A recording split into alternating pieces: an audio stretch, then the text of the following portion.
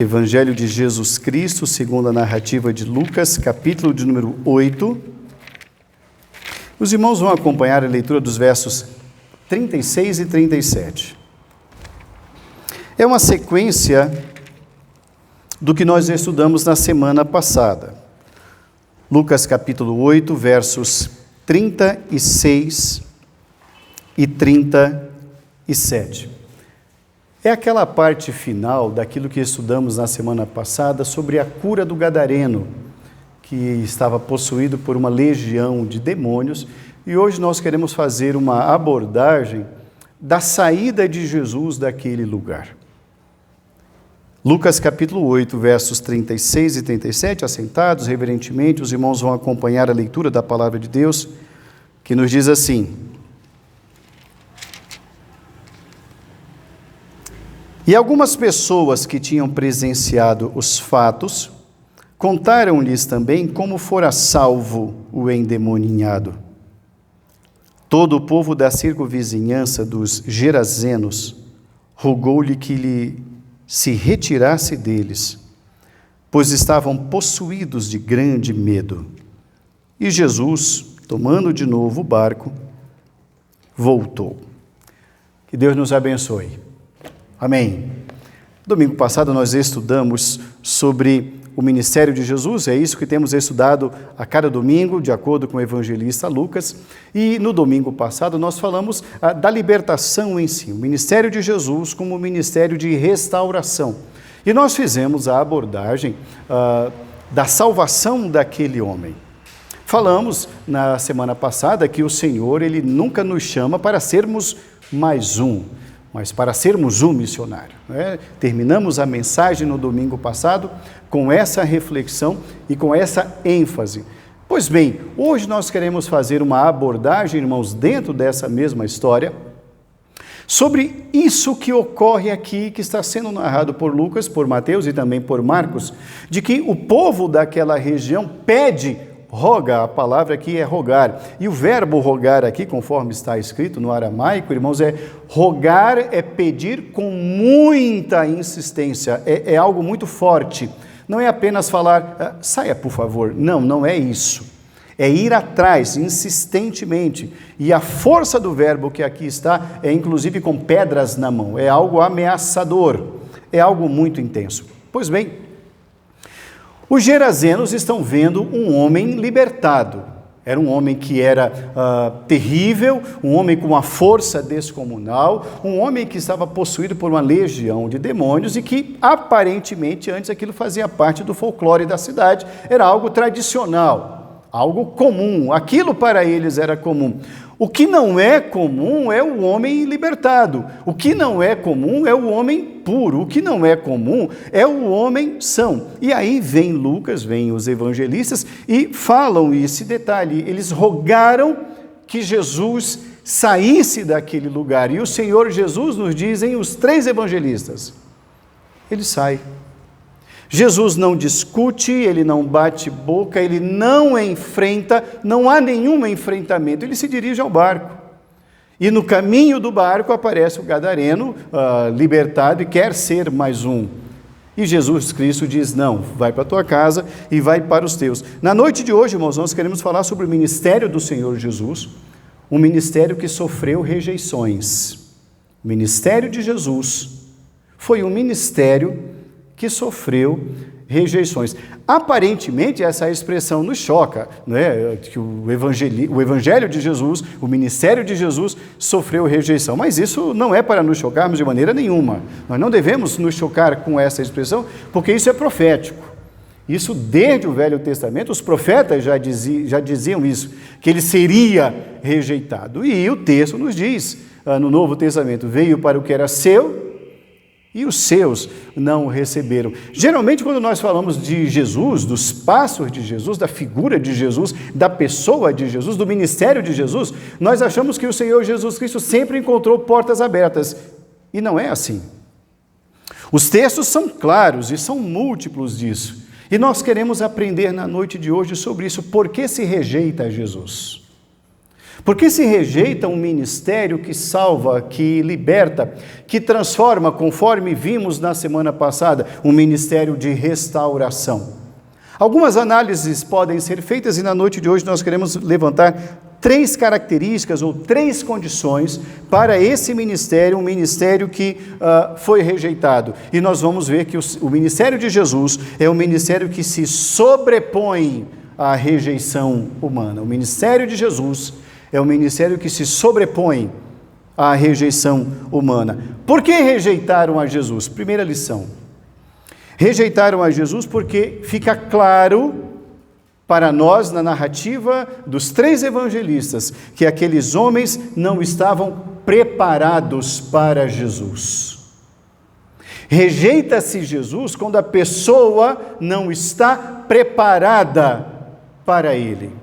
Vamos refrescar a nossa memória sobre o histórico. O histórico é que há um homem conhecido por todos e esse homem é possuído por uma legião. Talvez esse fato seja desconhecido de todos, talvez ele tenha revelado isso somente naquele momento para Jesus, não há como sabermos, mas o fato é que agora nós sabemos. Os narradores falam isso, que ele responde a Jesus: meu nome é Legião, porque somos muito. Repito, talvez o povo da cidade não tenha se dado conta disso. Talvez o povo da cidade tenha percebido que ele fosse um homem lunático, uma expressão bíblica para dizer uma pessoa de uma força descomunal que não vivia nesse mundo. Talvez tenha sido isso. Mas o fato é que esse personagem é comum nas características dele. E quais são as características dele? Ser forte, extremamente forte. Um homem imparável, nada o detém. Um homem temido e destemido. E o povo dava graças a Deus quando o demônio levava para longe, porque então eles teriam paz. Mas eles estavam preparados já para isso, isso era o comum. Tanto é que eles saíam para trabalhar de uma maneira absolutamente natural. A cidade ficaria em paz, mesmo eles estando ausentes da cidade. Eles iam trabalhar, eles iam cuidar da criação de porcos, que é a base da economia daquela região, sabendo que mal nenhum aconteceria aos demais. Então eles estavam preparados para esse normal, isso era o normal. Mas eis que vem Jesus, e o Senhor Jesus Cristo liberta, ele faz um ministério de restauração. E exatamente quando o povo da cidade, nos diz o verso de número 36, quando o povo da cidade é avisado e eles voltam e veem o que Jesus Cristo fez, o verso 36 diz: vestido em perfeito juízo, assentado aos pés de Jesus. Isso é estranho. Quando nós começamos a achar estranho o que Jesus tem poder para fazer, significa dizer que nós não estamos preparados para Jesus. Nós estamos preparados para aquilo que nós achamos que Jesus é, e isso é diferente. Há alguns dias atrás eu falei algo sobre isso, sobre uma caricatura de Jesus. Ao lermos as Escrituras, nós começamos a imaginar um Cristo que cabe na nossa percepção, um Cristo que cabe na nossa mente, que cabe na nossa razão, e nós passamos a crer em Cristo mais racionalmente, ou seja, Ele vai agir assim, porque eu sei que Ele vai agir assim, então a gente começa a limitar e a apequenar Jesus. Isso é estranho, por isso eles estão revelando que não estão preparados para Jesus. Provavelmente, capaz, esse povo, mesmo estando além mar, já tenham ouvido falar de Jesus. É provável? Sim, é provável. Talvez sim, talvez não. O fato é que quando eles estão frente a frente com o produto da obra de Jesus, eles demonstram que não estão preparados para Jesus. A fé não é suficiente para encarar aquilo como uma realidade. Segunda lição que nós aprendemos aqui. As circunstâncias, eles rejeitam Jesus, porque eles começam a perceber que as circunstâncias não estão debaixo do controle deles. Eles rejeitam a Jesus porque eles percebem que as circunstâncias lhe fugiram ao controle. Por isso eles dizem, saia daqui. Eles estão acostumados e habituados, vamos usar a expressão, a algo comum de Jesus. E qual é o comum de Jesus? Talvez algum milagre que aconteceu com alguém, mas não no meio deles. Eles estão habituados a saírem todos os dias para cuidar das varas e das manadas de porcos e ver aquele endemoniado ali, repito, talvez até sem saber que ele estava sendo possuído por uma legião de demônios. Aquilo para eles era algo estranho, mas talvez não demoníaca. Então eles estão preparados para um quadro, eles estão preparados para um cenário que é comum do dia a dia. Então quando o rapaz está fora de controle, usam-se cordas. Quando o rapaz demonstra força demais, correntes. E repito, dão graças a Deus, vamos usar essa expressão, quando ele some e vai para os desertos. Então eles dizem, paz, teremos paz. Isso é comum. Entretanto, quando eles veem Jesus agindo, e sobretudo, um novo quadro que está ali, aqueles homens veem aquele homem aos pés de Jesus, nos diz o verso 36. Eles já começam a pensar, olha o prejuízo que nós tivemos com esse homem. 2.000 porcos. É um prejuízo elevado, conforme nós já vimos, acima de R$1 milhão em dinheiro de hoje. É muito dinheiro. Isso aqui está fora do nosso controle, nós não podemos controlar esse homem. Mas nós vamos expulsá-lo daqui. Então vamos nos unir. Vamos nos reunir, vamos pegar pedras e vamos deixar muito claro para esse homem que esse homem tem que sair desse lugar. E Jesus Cristo sai. E Jesus Cristo sai. Irmãos, isso deixa uma coisa muito clara. Nós, seres humanos, temos essa tendência de, enquanto as coisas estão sob o nosso controle, enquanto tudo está dentro da nossa planilha, enquanto tudo está saindo de acordo com o que nós imaginamos, está tudo bem. Então está tudo bem e parece que Deus está fazendo a vontade dele. Fugiu do controle, opa, o desespero começa a tomar lugar. E aí o que acontece com esses homens? Jesus não é mais bem-vindo porque eles não conseguem controlar. As coisas fugiram ao controle deles. Então, saia do nosso meio, Jesus. Uma terceira razão que nós encontramos aqui nesse texto é que eles estão rejeitando Jesus não apenas porque eles estavam despreparados, não apenas porque eles perceberam que com Jesus as coisas não estão no controle deles, mas em terceiro lugar, eles estão espantados diante da realidade do poder de Jesus. A presença de Jesus, o que Jesus Cristo faz, causa espanto. Volte o seu olhar para o verso de número 36 e o verso, 36. Saiu o povo para ver o que se passara e foram ter com Jesus. De fato, acharam o homem de quem saíram os demônios vestido. Isso já é diferente. O homem andava desnudo. Mudança. Em perfeito juízo. Outra mudança. Perfeito juízo. Senhor de si. Sóbrio. Racional. Comum. Como um de nós. Assentado aos pés de Jesus. Ele vivia pulando entre os sepulcros.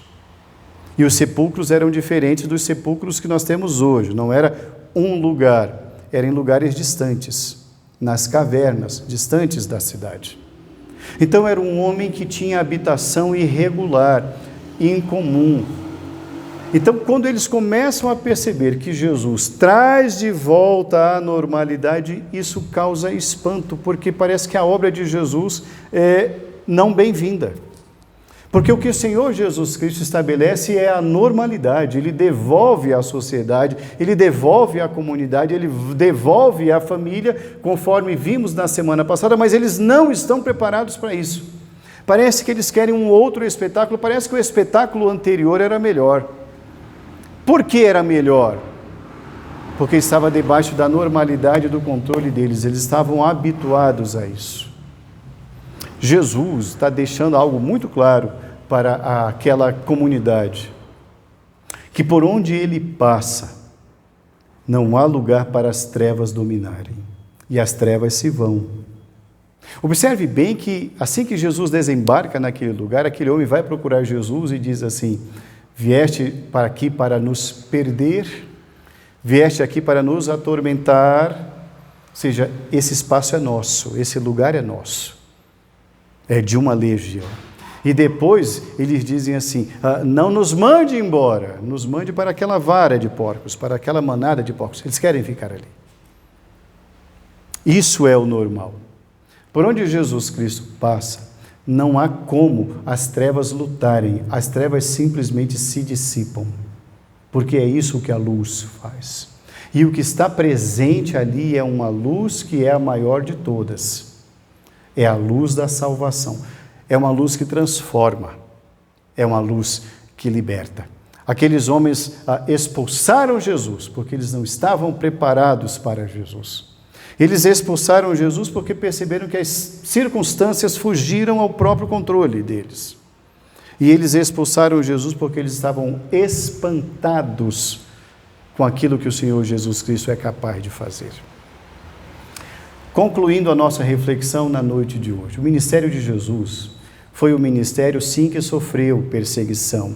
O ministério de Jesus foi, sim, um ministério que sofreu rejeição. Sim, sofreu rejeição. Entretanto, o ministério do Senhor Jesus Cristo se sobrepõe a toda e qualquer rejeição humana, porque simplesmente é um poder maior, é o poder de Deus. Paulo depois diria, algum tempo depois, eu não me envergonho do Evangelho.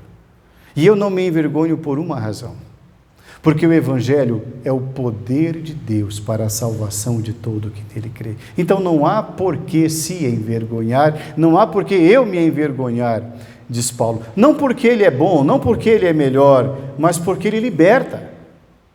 E Paulo fala do seu próprio testemunho nas suas cartas, e ele não tem vergonha de dizer isso, até ele mesmo diz, eu sou o pior de todos os pecadores, porque eu persegui o Evangelho, eu persegui a igreja, eu fui contra tudo isso, então eu sou o maior de todos os pecadores, disse ele, mas ele encontrou-se com Jesus, e ele entendeu que a graça do Senhor é maior do que o pecado que ele tinha consigo, maior do que o pecado que ele tinha cometido. Ele descobriu em Jesus a graça de Deus.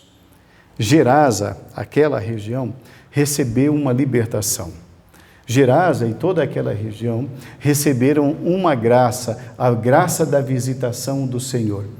Eles demonstraram que não estavam preparados, por isso expulsaram e perderam mais oportunidades, perderam mais privilégios. O Senhor Jesus Cristo deve ser sempre bem-vindo em todas as suas intervenções. O Senhor Jesus Cristo deve ser sempre bem-vindo em todas as suas visitações, porque Ele traz restauração, Ele traz libertação, Ele traz uma nova vida. Ele tira, sim, o que é errado da normalidade. E Ele estabelece, sim, uma graça que só Ele pode estabelecer. Que os nossos corações estejam preparados sempre para Jesus. Que estejamos sempre preparados para aquilo que Ele pode operar e há de operar. Que nós estejamos sempre preparados para dizer ao Senhor, sede bem-vindo, Senhor. Estabeleça aqui tua morada, estabeleça aqui a tua restauração, e que as minhas oposições caiam por terra, para que tu cresças e que eu diminua. Que o Senhor nos dê a sua graça, que o Senhor nos abençoe, no nome de Jesus. Amém.